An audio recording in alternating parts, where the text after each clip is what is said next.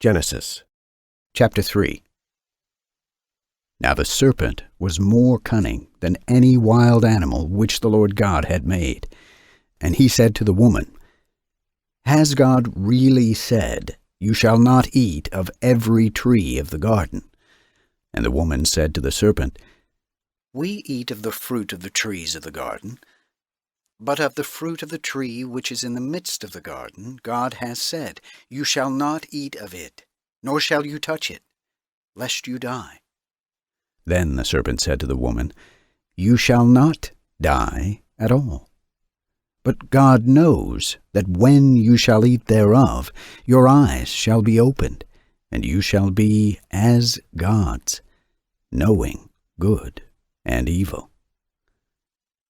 So the woman, seeing that the tree was good for food, and that it was pleasant to the eyes, and a tree to be desired to get knowledge, took of the fruit thereof, and ate, and also gave to her husband with her, and he ate.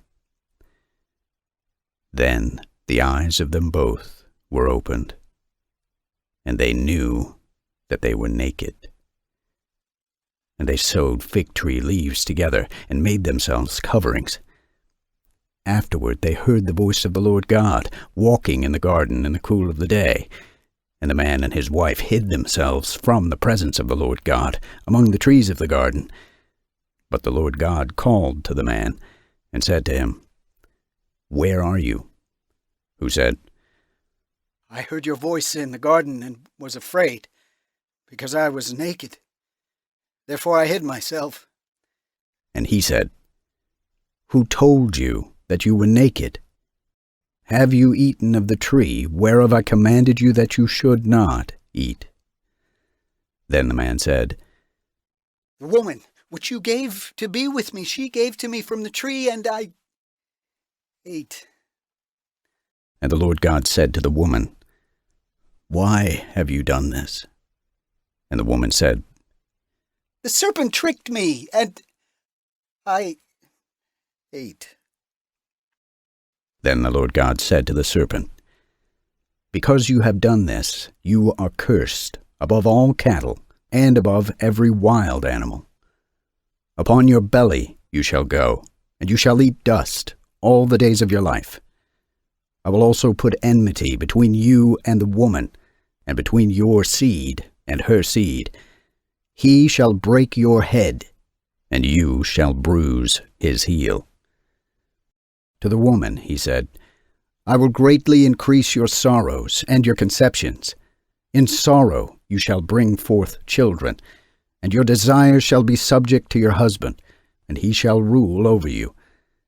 Also he said to Adam, Because you have obeyed the voice of your wife, and have eaten from the tree whereof I commanded you, saying, You shall not eat of it, the earth is cursed for your sake. In sorrow you shall eat from it all the days of your life. Also it shall bring forth thorns and thistles to you, and you shall eat the herb of the field. In the sweat of your face you shall eat bread, until you return to the earth. For out of it you were taken, because you are dust, and to dust you shall return. And the man called his wife's name Eve, because she was the mother of all living. Also to Adam and to his wife the Lord God made coats of skins, and clothed them. And the Lord God said, Behold, the man has become as one of us, knowing good and evil. And now, lest he also put forth his hand, and take and eat of the tree of life, and live forever. Therefore the Lord God sent him forth from the Garden of Eden, to till the earth from where he was taken. Thus he cast out the man, and at the east side of the Garden of Eden he set the cherubims, and the blade of a shaken sword, to keep the way of the tree of life.